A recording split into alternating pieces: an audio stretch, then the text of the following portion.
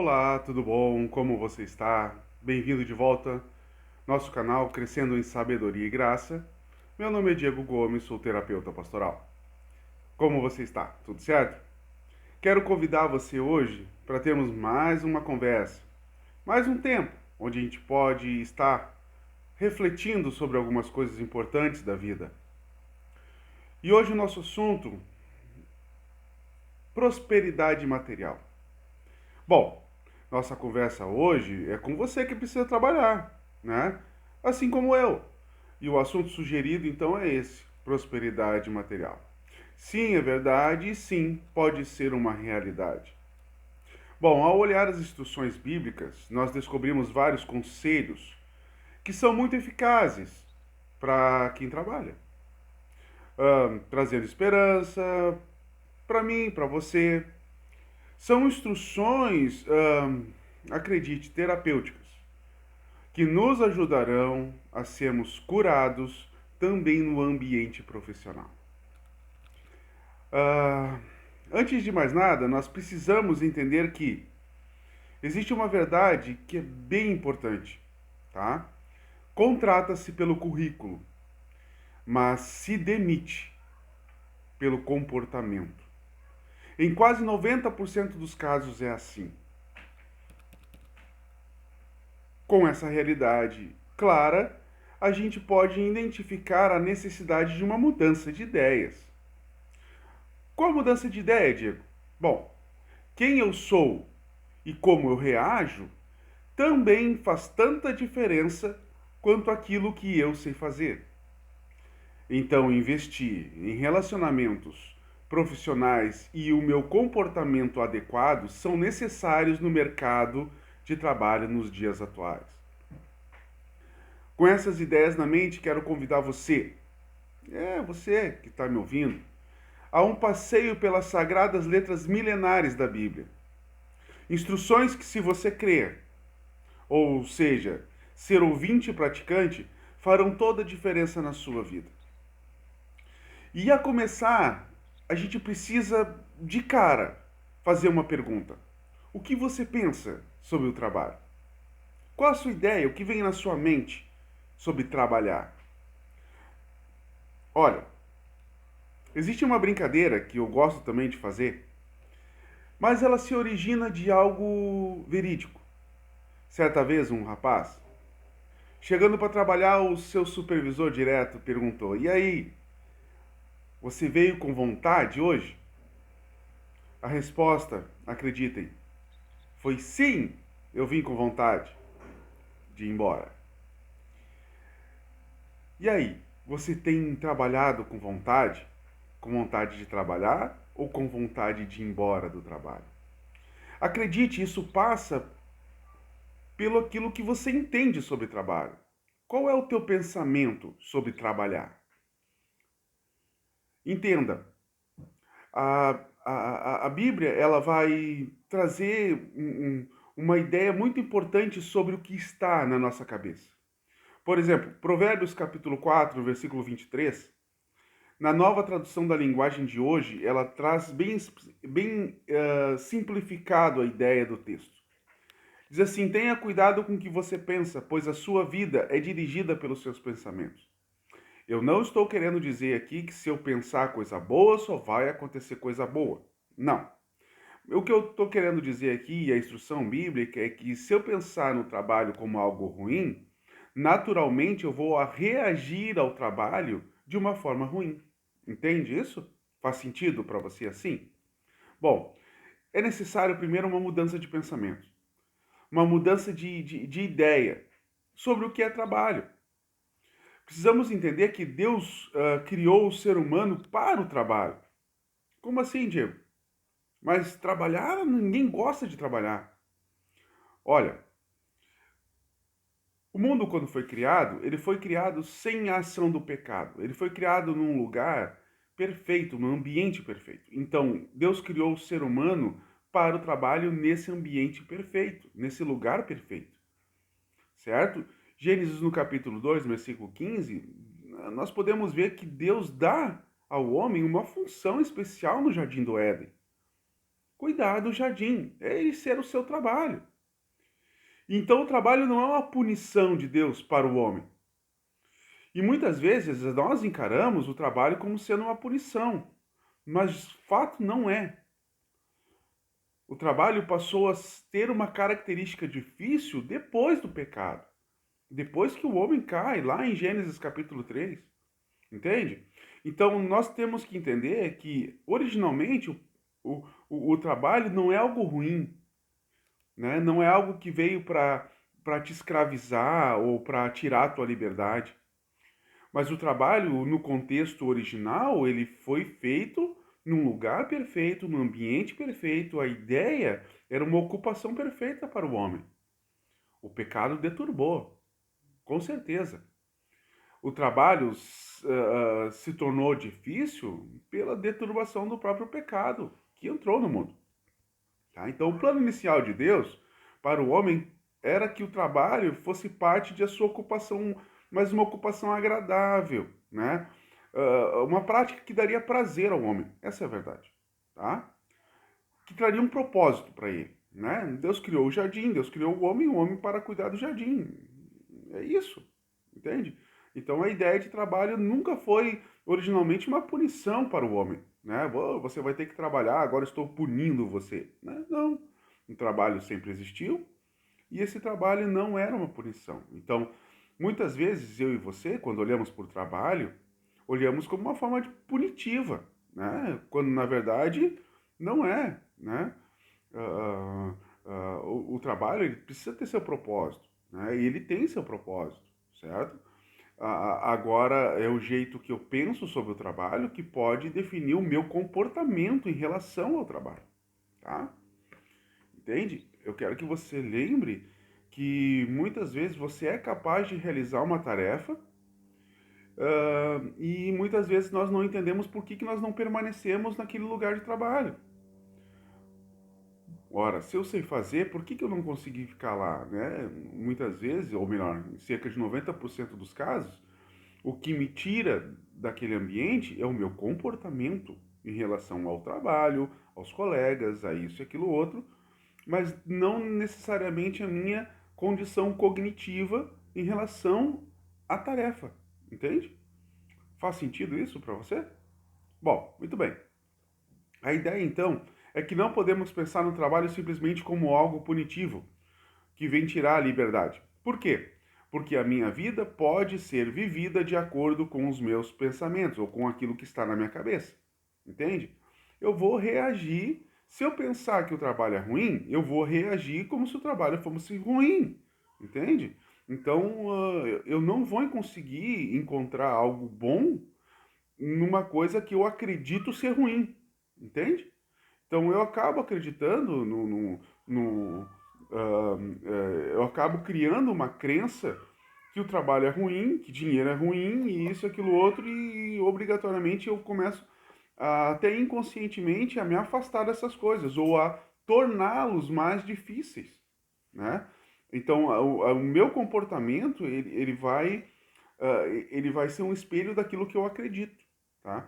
Então, se eu acreditar que o trabalho é ruim, o meu comportamento em relação ao trabalho também vai ser defeituoso, também vai ser complicado, também vai ser difícil. Então, eu tenho a oportunidade de tornar o trabalho mais trabalhoso, entende?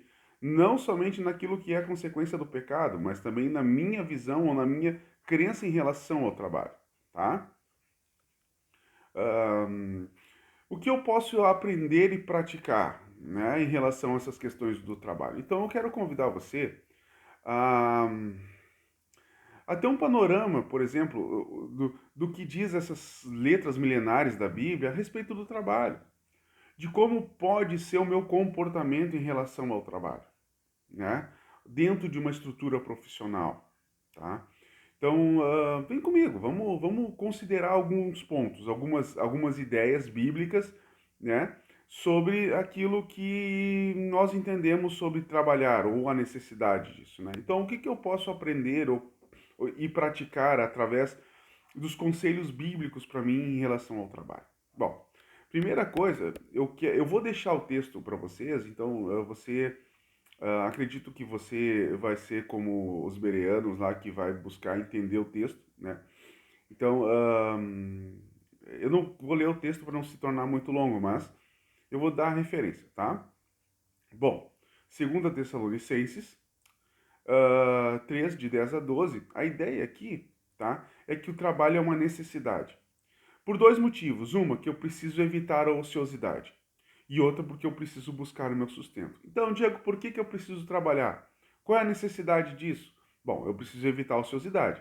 Quando eu evito a ociosidade, sabe o que eu evito também? Me intrometer na vida alheia.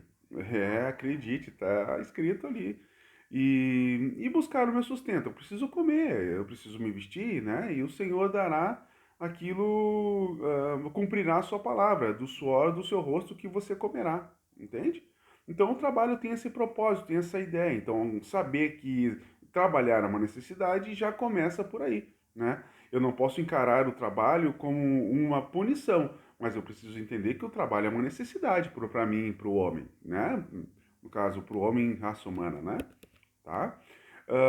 Efésios, no capítulo 6, de 7 a 8, vai ensinar uma coisa para nós que é tremendo, né? Então ela vai dizer o seguinte, ó, o trabalho precisa ser realizado de boa vontade, tá? O que é isso de boa vontade, Diego? Gente, olha só, hoje o que a gente mais entende, né, como uma necessidade profissional, tá?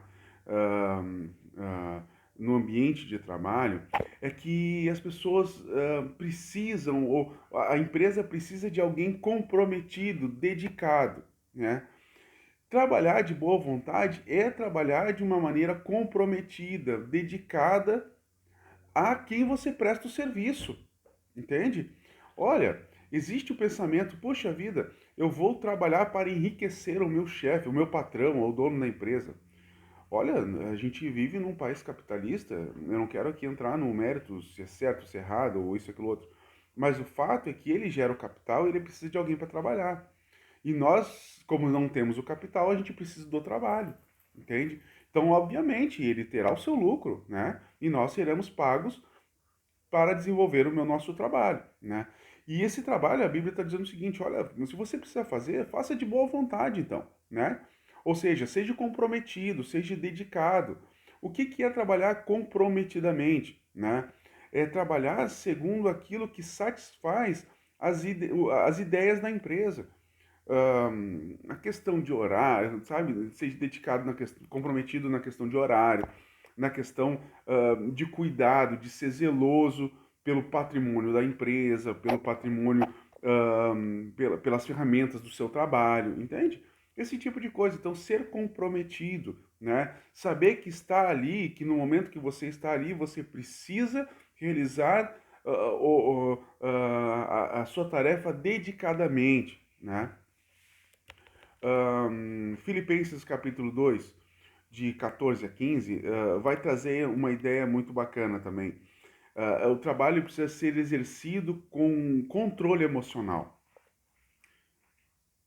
Emocional? É emocional. Controle emocional no ambiente profissional.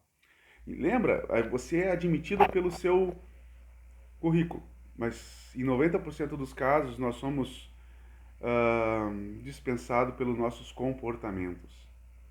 Então, controle emocional, sim, né? Sem queixas e discussões. Claro que isso deve ser entendido também à luz e à base de Mateus capítulo 22, né, que vai dizer o seguinte, você deve amar a Deus, ao próximo e a si mesmo. Então, nós precisamos sim nos valorizar. A ideia aqui não é não se valorizar, né? A ideia aqui é aquele sujeito que não quer resolver a sua inquietação. Ele quer simplesmente espalhar uma insatisfação entre os colegas, tá? Que fica só murmurando, sabe? Só falando mal. Então, o controle emocional nos dias de hoje é uma ótima ferramenta de trabalho, tá? A ideia é o seguinte, olha, eu preciso agir e reagir. Como é que eu vou agir e como é que eu vou reagir? De uma maneira onde o meu emocional esteja controlado, né? O trabalho precisa ser feito, segundo Eclesiastes capítulo 9, versículo 10, com toda a sua força. Uau! Mas nem todo trabalho é braçal, então o que, que ele quer dizer com isso? Quando o autor de Eclesiastes está dizendo isso, ele está trazendo uma ideia de capricho, entende? Que você precisa ser caprichoso, eu e você precisamos ser caprichosos naquilo que nós estamos fazendo, né? Isso é fazer com toda a nossa força, com toda a nossa capacidade. Tem um texto de Mário Sérgio Cortella que eu quero ler um pedacinho para você. Ele explica assim a ideia do capricho, tá? Você está fazendo o possível ou o melhor. Não é o melhor do mundo, diz Mário Sérgio Cortella. É o teu melhor na condição em que você tem, enquanto você não tem condições melhores para fazer melhor ainda. Porque podendo fazer o melhor, eu me contento com o possível, eu caio na mediocridade. E isso não é capricho. Entendeu? Faz sentido isso para você? Então, Eclesiastes 9:10 vai trazer a ideia ou a instrução para mim e para você de que o nosso trabalho precisa ser realizado com toda a nossa força. Ou então, com capricho. Entende? Com capricho. Então eu faço o melhor que eu posso na condição que eu posso fazer, certo? Não é o melhor do mundo, né? Mas eu faço o melhor com aquilo que eu tenho e quando eu tiver mais, eu farei melhor ainda, entendeu? É essa a ideia, né? Eclesiastes no capítulo 4, versículo 8, né? Já vai trazer um assunto, já vai mudar um pouco a expectativa, ou melhor, a perspectiva, né? Ele vai dizer o seguinte, que mesmo que o trabalho seja bem realizado, ele precisa ter um equilíbrio com limites, né? Então eu preciso combinar Eclesiastes com Provérbios capítulo 20, versículo 13, por exemplo, né? Ou seja, o homem, ele não é uma máquina, certo? Existe uma necessidade do descanso e de aproveitar o fruto do trabalho, tá? Construa e desenvolva o pensamento de que você não pode ser o único a fazer o que você faz. Porque se você for o único a fazer o que você faz, você nunca tirará férias. E tirar férias é necessário. Descansar é necessário, ok? Precisa ter o limite. Você pode ser dedicado, entusiasmado, motivado a fazer o que você faz, mas é necessário um final de semana, tá? É necessário um limite para todas as coisas, né? Provérbios 10, 14 vai trazer a ideia de que aquele que é aplicado em seu trabalho, né, terá riqueza para sua casa. Quando a gente está falando de riqueza aqui, a gente está falando de recursos, tá? Então não é necessariamente que eu vou ficar rico, né? Mas a ideia é que vai trazer recursos para mim. Eu vou ter um retorno sobre o trabalho dedicado, né? E o contrário disso também é verdade. A mão preguiçosa traz pobreza, tá? Então a mão preguiçosa traz pobreza, tá? E por último, meu querido, eu quero deixar para você um conselho muito importante, eu acho que mais importante de todos, tá? A instrução bíblica que vai dizer o seguinte, Provérbios 16:3. Deixe Deus fazer parte da sua vida profissional também, tá? Quanto mais eu e você tentarmos agir e reagir como Jesus Cristo, melhor será a nossa chance de termos nossos planos bem-sucedidos, tá? Eu acredito que, assim como eu, você também queira crescer profissionalmente. Eu acredito que, assim como eu, você também queira ter um salário melhor, uma paga melhor, né?